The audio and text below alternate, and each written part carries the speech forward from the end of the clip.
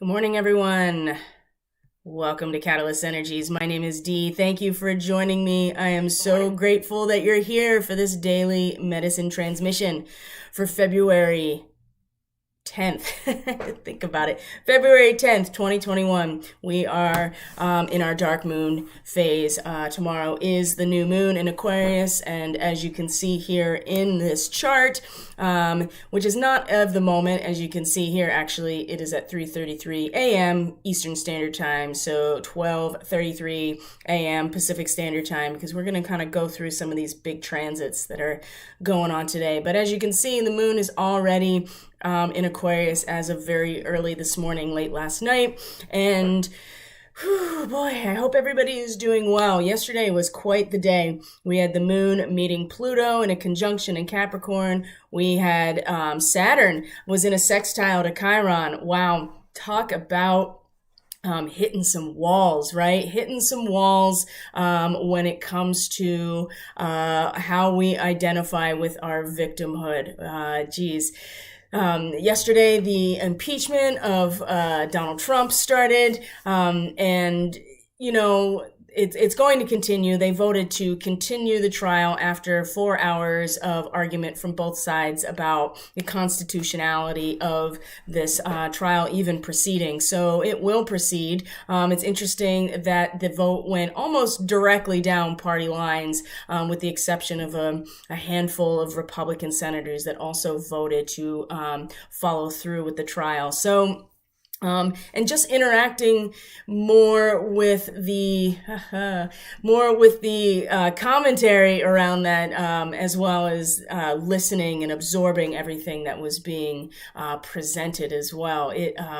We really did hit some walls when it came to how we identify with our victimhood, how we identify with that sense of being wounded, and at the same time hitting some very firm boundaries and walls when it comes to the new version of ourselves that's emerging, and that there's no getting around that. Nothing really can stop what's coming. And with Saturn in Aquarius like that, especially at the position it was in a sextile to Chiron, there is an emergence of a new version of us that is completely meant to be detached from all of the past karma and all of the energy connected to everywhere that we've been. Not to say that we don't carry still with us this ancestral lineage, but moving into the age of Aquarius, there is an emergence of a new archetype of humanity and an awakened collective. That is kind of what we're dealing with here. And so with Saturn actually being the original ruler of Aquarius before Uranus was actually discovered, there's a lot of power for Saturn in Aquarius as much as it is in Capricorn, because for as much as it has to do with the karmic boundaries and structure and form and institutions that are very secure and foundational in Capricorn, it also shows just how strong and cohesive the collective is in its essence. When we build these structures and these institutions, these corporations, the economy as a whole, all of these Capricornian references to a matrix of our civilization, of our social world, of our cultural reality, the cohesion as a result of all of this organization and the unfolding of this physical reality is just as strong and firm as the physical structures themselves. And so Saturn has a lot of traction here in Aquarius as well. But the moon is going to meet Aquarius. The moon in Aquarius is going to meet Saturn. It's going to sextile Chiron at the same position. And so that relationship that we had yesterday, that opportunity to see ourselves out of the role that we often identify with as a victim, right? We do want to emerge as something new. That is part of Aries, right? Is the subjective experience and the desire to be something. And when when the seed is planted before it starts to germinate, all of the potential exists within it. And that is also the potential of duality exists within the seed. And part of that experience in Aries is holding the duality within us. The potential to create is within each of us, and then is expressed throughout the life cycle of that seed point, whatever that seed point is. If it's an actual being, if it's a plant, it's an idea, a civilization, an organization, a relationship, whatever it is, it holds within it the potency and the desire to create. And there's a deep shame of holding that within us, if we still need to stay connected to our identity as a victim, if we don't know any better, if it's been imposed upon us from such an early stage in our life, which Chiron usually is. It's usually something that's imposed upon us before we even have the ability to make choices about our life.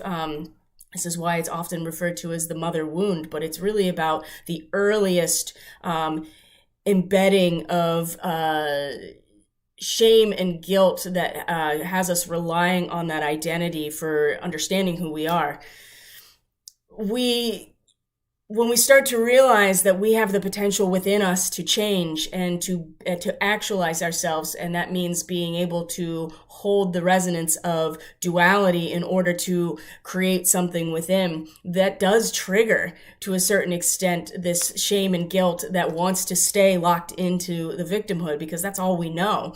And Saturn is a very firm boundary, very responsible, very serious, and it is in a position where we have to break out of the shell of the egg if we want to come into being. There is a struggle, and there's a very firm boundary that exists there that we actually have to work at, and we can work at it. That's what that sextile was for yesterday, is a harmonious connection that allows us it requires us to participate in that experience. It's not like the trine where it's so foundationally and structurally supportive that we don't really have to do much to feel that balance. And there are going to be aspects of that today too, that we're going to explore. But freedom really is an inside job. And that's the main takeaway from today's transmission and the astrology of today, with the moon so close to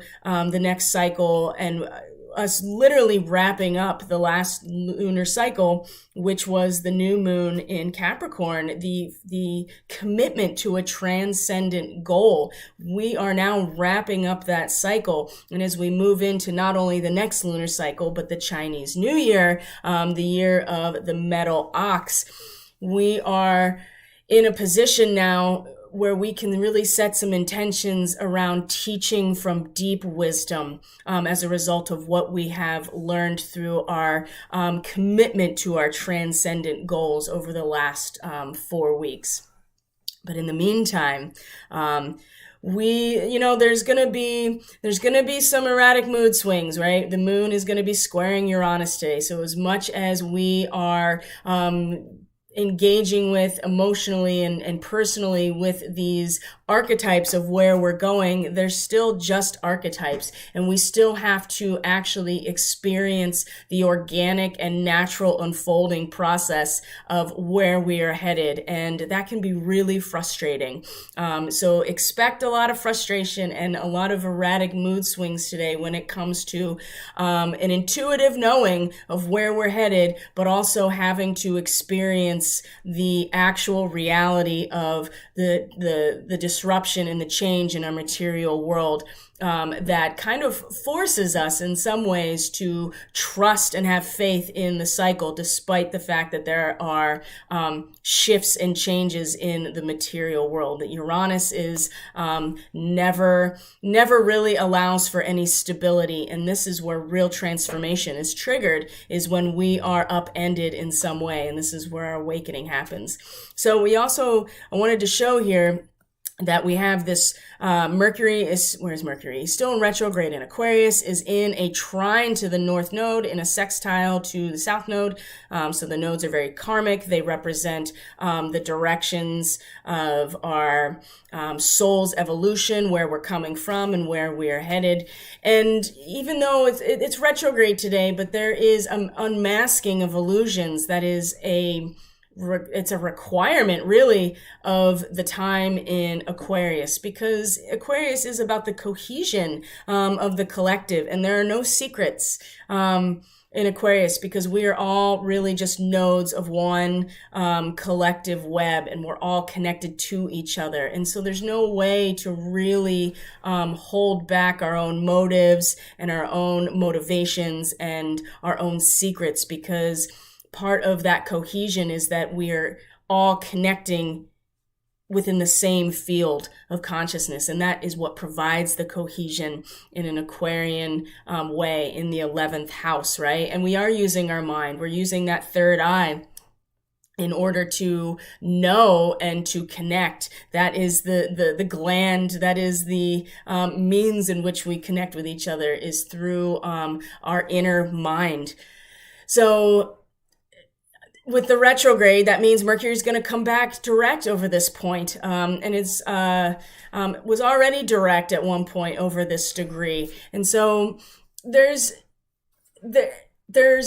these squares, these fixed squares with Taurus and Aquarius. And so Mercury is going to trine the North Node, but also is going to be in a square to Mars in Taurus. And so this is our own will to action, our personal will to action that is really kind of bearing down and embedding itself in the environment, in the medium in which we are growing, and is really airing out our consciousness, our purifying our consciousness. And this is so, I can feel, and my own personal experience, it's been very frustrating to be able to intuit and to know and to feel where we are going, but at the same time, and like having one foot in the 5D, but yet having the other foot still in the 3D, because we still have to live through the natural unfoldment of this process. And part of that is we can't really move forward fully in this highest version of the Aquarian age until we have purified our own ego consciousness, until we have addressed our own shadow and our own trauma that's getting projected out and keeping us from full cohesion, right? And I know for me personally, I've been struggling. I wouldn't even say I'm struggling. It's just become more apparent that in the deeper realms of my subconscious, so during the dream state, this is a lot when things start to make themselves known to you, is when you're dreaming, that my own trauma, my own history of being disempowered in different ways is really surfacing in those realms and showing me how it's impacting my relationship with my everyday reality. And so the anger that's brimming, the disempowerment, the frustration with wanting things to be a certain way is a result of where I am still adhering to those particular situations that led to victimization, and still identifying on the deepest levels as a victim. We're all doing it, right? There's nobody that's not doing this work on some level, and we still have a lot of work to do. And that's becoming more and more apparent. And that's why I say freedom is an inside job. There's still a collective sense that we are waiting for something to happen outside of us that will allow us to finally feel free. And it never happens that way. It is definitely an inside job, because we can't control things that happen outside of us that other people do. We can't control that. We can only control our own emotions and our responses to that, and how we identify ourselves in relation to those events. And if we ever truly want to feel free and to live in a just society, we have to acknowledge that it is our choices and our behavior that determines whether or not we are free. And when we are able to do that, it will, it will have an effect, a ripple effect on the people around us. It will have an effect on the circumstances that are manifesting around us. But it requires that we're doing the work on ourselves. And so part of this is the struggle here with where we're going and the unmasking of illusion and the awakening process being something that we are somewhat aware of because Mercury is retrograde. So it's not a full mental awareness, but we are starting to get drips of this, all right? As Mercury is now retrograde in Aquarius, we're getting drips of this. And we want to stay focused there, right? But the square is to Mars. It's like, airing out an old bag, and the old bag is our own ego consciousness. We have to purify our own consciousness,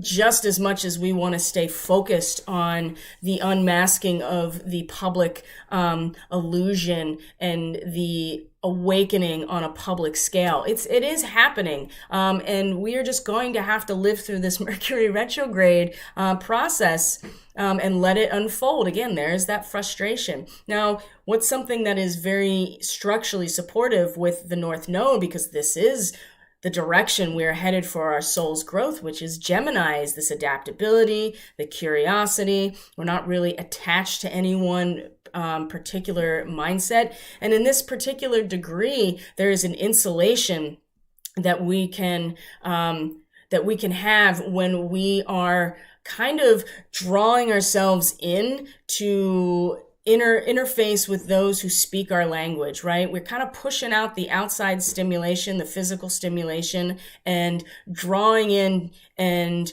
like I said, interfacing with those ideas and with those people and those language that we recognize. And this allows us to kind of deal with the purification process and how we interact with this unmasking on a larger scale and from an informational perspective with Mercury. I mean, Mercury is the ruler of Gemini, and so being able to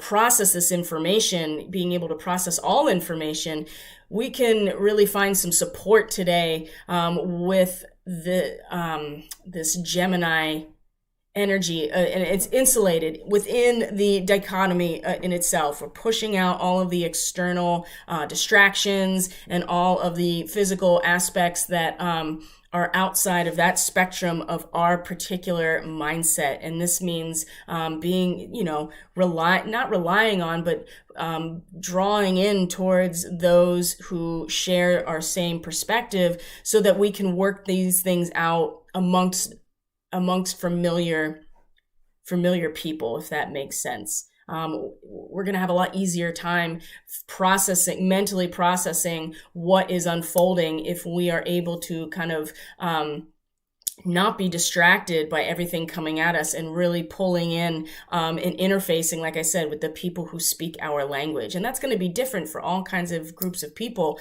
and mindsets. So there is like I said, there's an insulation there that doesn't keep us from being aware of what's happening. It allows us to process it safely without too much external stimulation.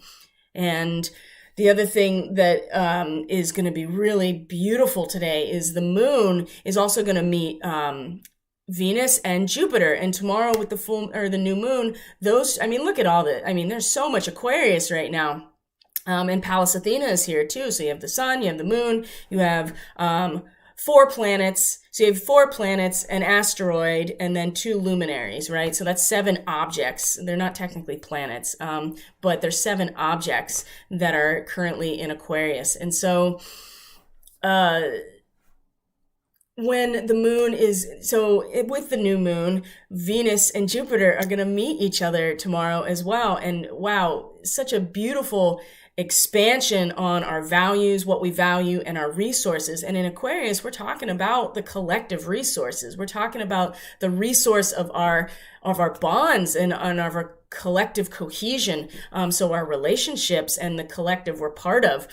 that is when Venus and Jupiter come together. It's really gonna expand on the resource of our relationships and expand on what it is and who it is that we value. And so the moon's going to meet each of these points, is going to meet with Venus, is going to meet with Jupiter today. And so we're going to get like an intuitive and an emotional connection to each of these energies, with Venus about who and what we value, and being very sensitive to the world around us. And then with Jupiter, that is just going to expand on everything that it touches, and be a leader in some ways, and be very much focused on the collective perspective, because Jupiter is really about the collective value system and the belief systems. It's a ruler of Sagittarius. So the moon connecting to both of these pieces today is going to give us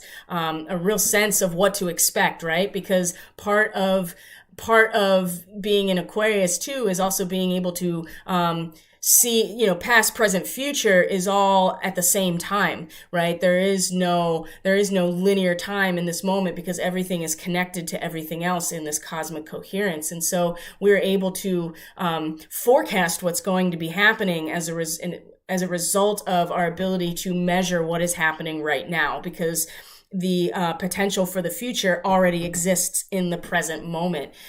This is something that'll be more subtle with the moon, and it'll be really obvious tomorrow when these two come together and activate. So pay attention. Like I said, there's going to be a lot of mood swings today. I think with the square to Uranus and Mercury squaring Mars in Taurus, because we do see where we're going.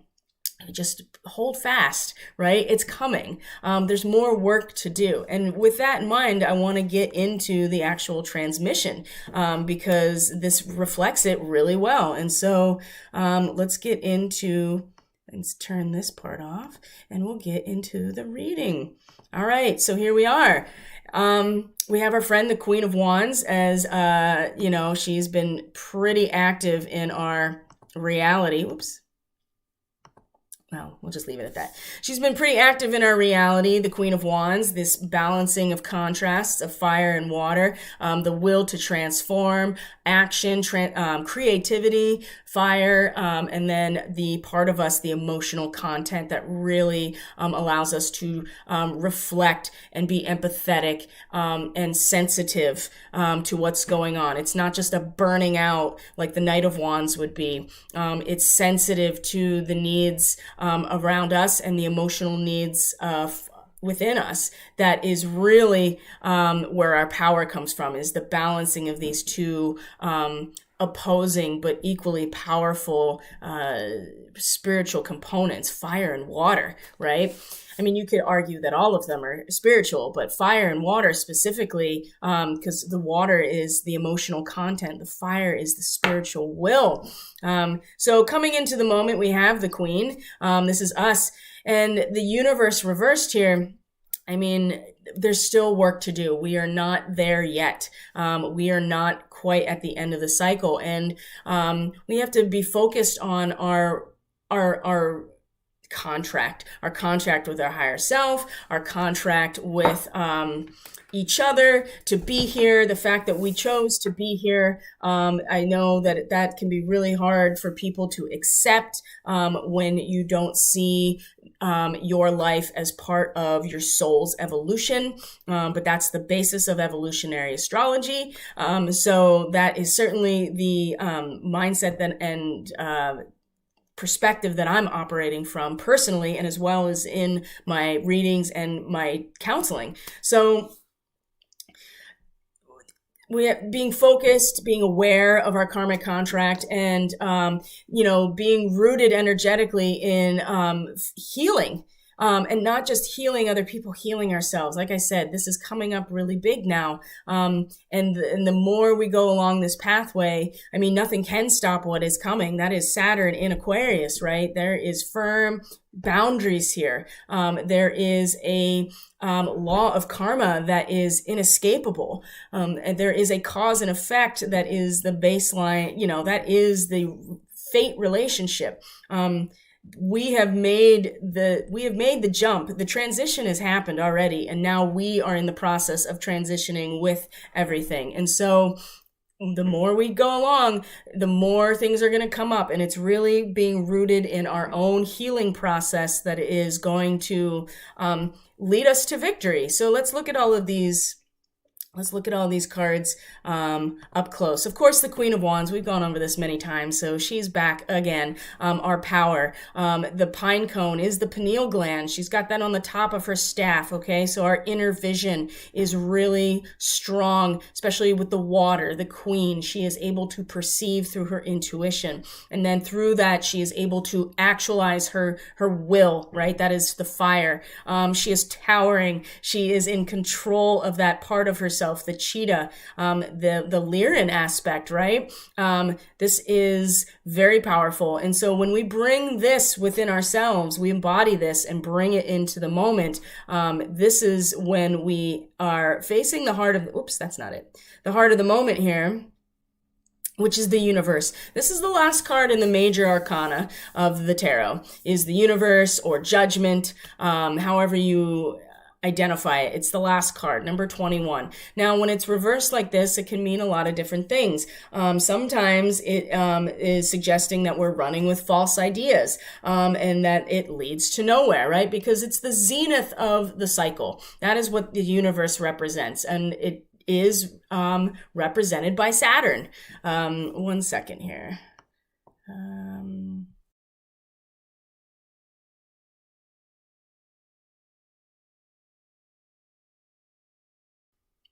It's a travesty to waste warm and hot coffee, and I refuse to do so.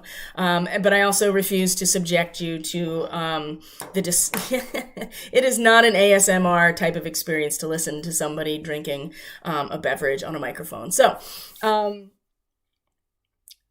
this card is about the zenith, right? And what is the zenith in the astrological chart? It is the 10th house. So, oftentimes when it's reversed, I mean, reversals are so subjective because it's based on everything that surrounds it, but leading to nowhere, false ideas. But really in this sense, it is about, it's too early to reach out to the zenith, right? We haven't quite got there yet. There's still more work to be done. So as long as we're embodying this Queen of Wands, this very balanced, powerful, being able to intuitively perceive and then reflect and transfer that out in our actualization. When we embody that energy and we face the heart of the moment, which is we're not quite there yet. We're close, right? We're here. Here's the universe, everything coming together. The eye, if you see here, it's reversed, but if you see at the top of the card, which is the bottom of the card in this situation, the eye, she has this snake wrapped around her. There's an egg, a cosmic egg, again, Saturn in Aquarius, emerging from the cosmic egg. We are there. We're close. We really are, but there's more work to be done, okay? We aren't quite at the pinnacle yet, and that's pretty clear considering all of the situations outside of us. If we were at the end, things would probably be a little bit different now. They would feel different. There would be different events unfolding now, but that doesn't mean that we are totally lost either. This is just saying that there's work to be done. It's too early to reach out to the zenith of everything. The zenith, the 10th house cusp, the top of the chart, everything culminating at the end of the cycle. The goal has been achieved. That's what it means. We're not quite there yet. We're not there. And we need to focus our awareness right now, the top of our awareness, on our contract, number 11, the Ark of the Covenant. Now, this is about living true and living up to your karmic contract. Everybody's got a karmic contract. They came here for a reason. There are specific aspects that we're each learning about, and our soul is evolving. You find that in the astrological chart. This is why understanding your chart is important and why getting a reading is important. And if you feel so called, you can go to the website. It's in the description box below, and you can book a reading. I have lots of different options at many different price points to accommodate people's budgets, because this is really, it's important to understand where you're coming from and where you are going so that you can understand your karmic contracts and you can be a conscious creator and co-creator instead of going around in circles of the victimhood and feeling disempowered, and that things are happening to you. So the focus here and the top of our awareness is in our karmic contract. Now, in number 11, right? The twin flame card. And there's two people here, right? Now it's important to see what they're doing. They're taking a break, right? The ark is in the tent. And these two people are sitting out in around a fire. They're engaging with each other. They're relaxing. Okay, it's the idea that we know what our contract is. We know what our work is. We are fully aware of the work. And when it becomes too much, you step back and you take a break. You're not going to get it all finished right away, but you are at least aware and cognizant of what your contract is. And your contract is to connect to your higher self. That is the only pathway to the ascension here, is that every person is an individual sovereign being that cultivates freedom from within. It's the only way that this is going to work, is when we're doing this. So don't get pulled into emotional drama. Don't get pulled into all of it. This is where that North Node in Gemini comes into effect, right?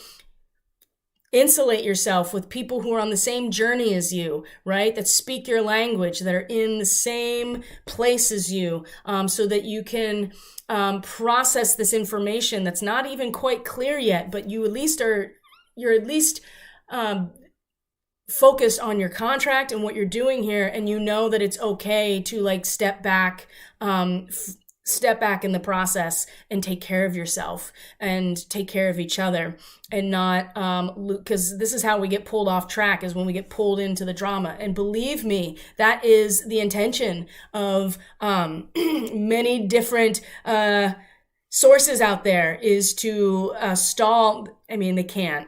It's happening. Nothing can stop it, but they will do everything they can because that's survival. There's that Black Moon Lilith, right? The survival, the wanting to pull in power because of feeling disempowered. It doesn't mean necessarily that you should be complacent and not do anything. You still have to stay on your trajectory and be aware of what your contract is so that you don't lose sight of it. Because you walk away from this arc, I guarantee you somebody's going to come along and take what's in there. And so don't get pulled into the drama, but at the same time, know when to take care of yourself, and you can be insulated. This is actually what we need in order to grow collectively, is this Gemini aspect, and insulating ourselves to a certain extent. Not protecting ourselves with culture, insulating ourselves within the,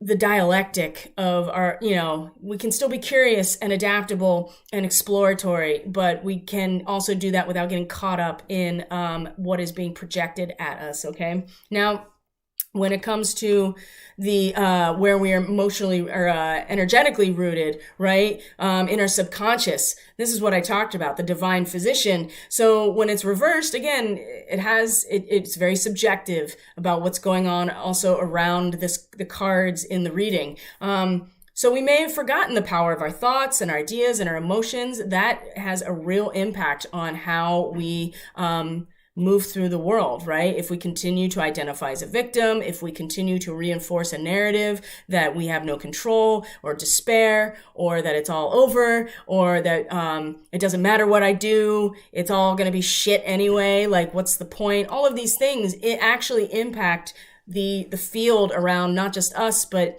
other people. We have a real impact on how things are unfolding based on our inner verse, right? Our inner standing. So when it comes to where we're energetically rooted subconsciously here, we may have forgotten that makes a big difference. So we have to get back to self-care and self-honoring, and acknowledge that there's work still to be done, right? I'm acknowledging that there's still work to be done about how I get angry and I get upset and I want to control what's happening outside of me, not because I got some righteous, perspective that I know what's going on. It's because of my own history and my own past experiences of being disempowered, and allowing that to be the trajectory outward, right? And it's becoming more apparent and more apparent that the more I quiet my mind, the more I let go of distractions and drama, the more that I am consciously doing the work, the more things are coming up and revealing themselves. So it's important that we are doing this healing work on ourselves. And we can't even, I'm not saying that you can't act as this healer for other people and not do the work that's, not do the work ourselves, because that is pointless. You're not going to have it all figured out, and neither is anybody else. So we can all support each other, but it's really important right now that we are taking care of ourselves, and that we, at the root of things, are working on our own healing, as opposed to, again, waiting for something outside of us to come in and make it all better, right? We have to deal with our sense of safety, victimhood, and what freedom really means. Again, freedom is an inside job, okay? Now, this is pretty great. Victory is assured, right? 6 of Wands. All the past troubles have been necessary to grow and develop, right? We have the challenges that we experience, the traumas that we have experienced. All of these things are allowing us to be who we are. They shape our personality and our character. You don't have to suffer, but if you do, it's shaping who you are. Okay. All of our experiences are shaping who we are. And so there is satisfaction. There is creative fulfillment, coming. But it does necessitate, it is necessary that we are bringing in this powerful, empowered, balanced, identity with the Queen of Wands as we face this moment of we're not quite there, or we're giving our power away to false ideas. But it seems to me that it's much more about we're not quite there yet. There's still more work to be done, but this is a fulfillment and a triumph that is coming if we remember our karmic contract and we stay focused.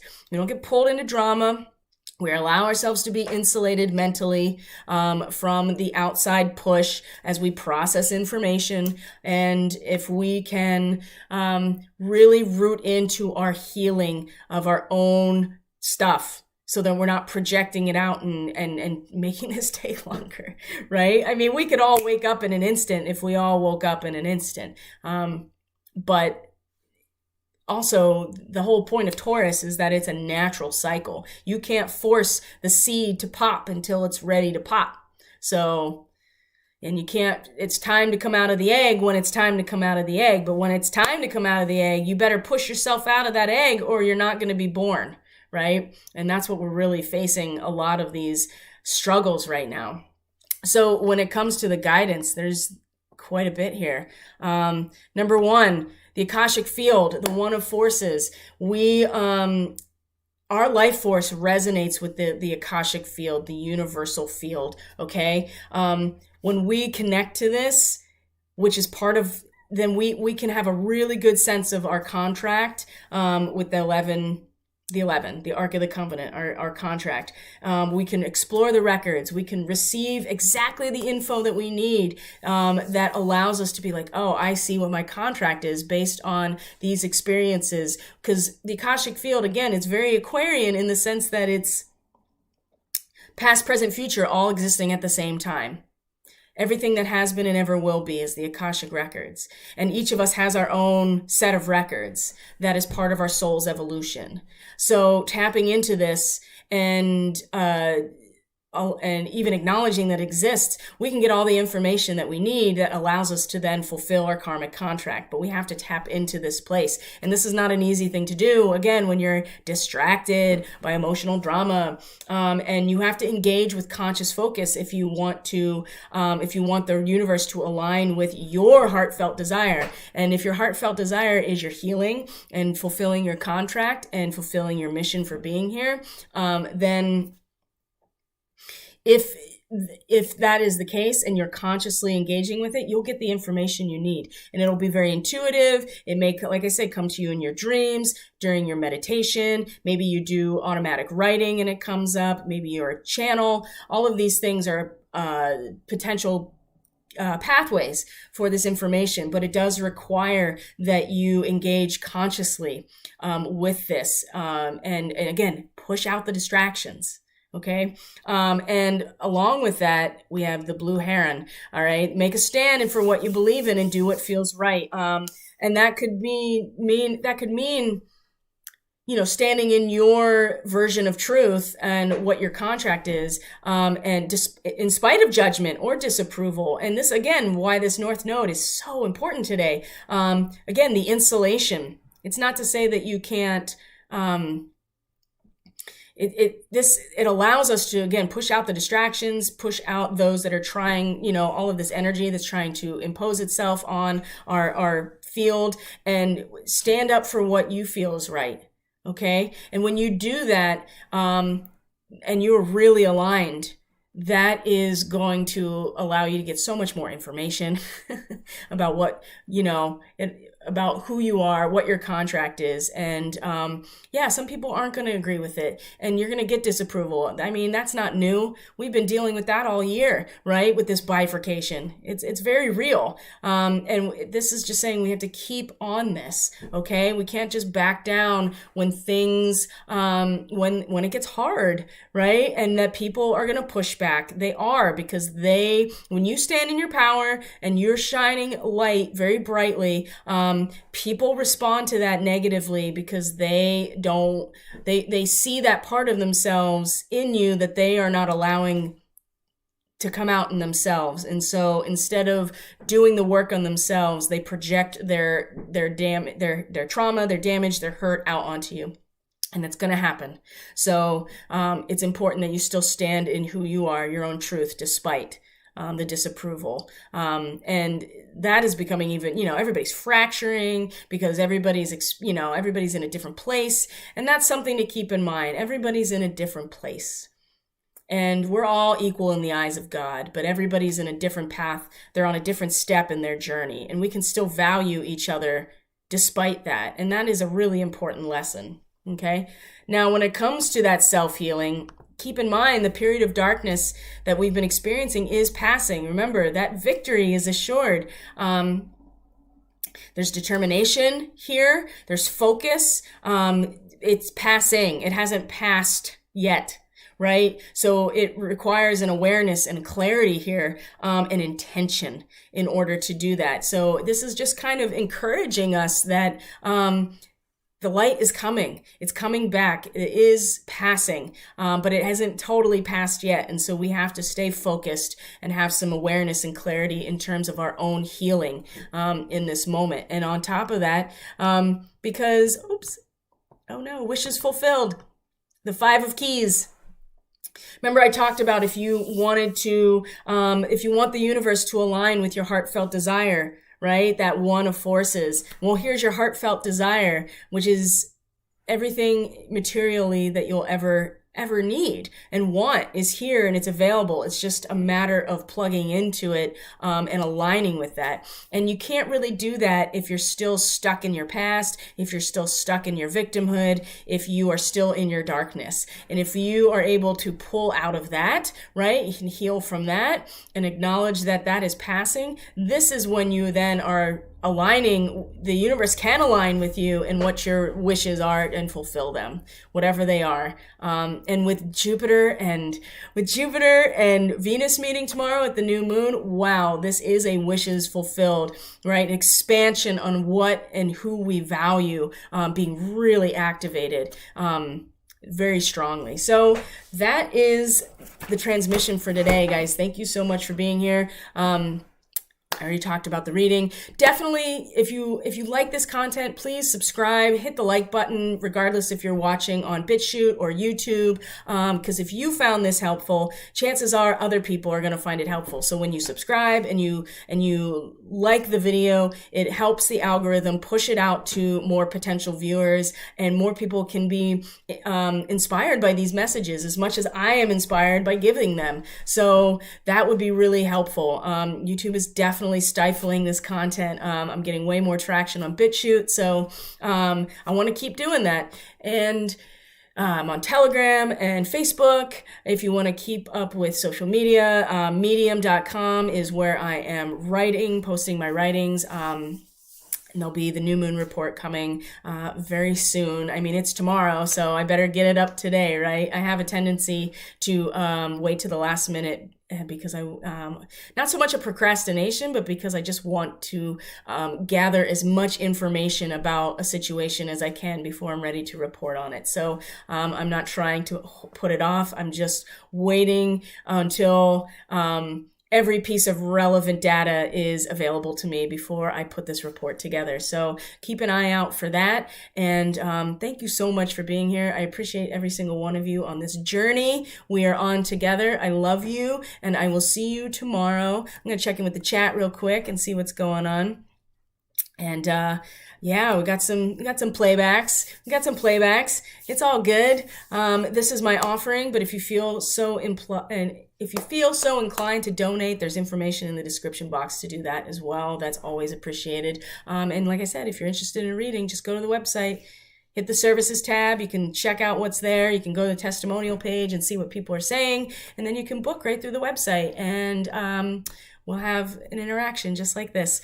So have a great day. I love you guys, and I'll see you tomorrow. Bye.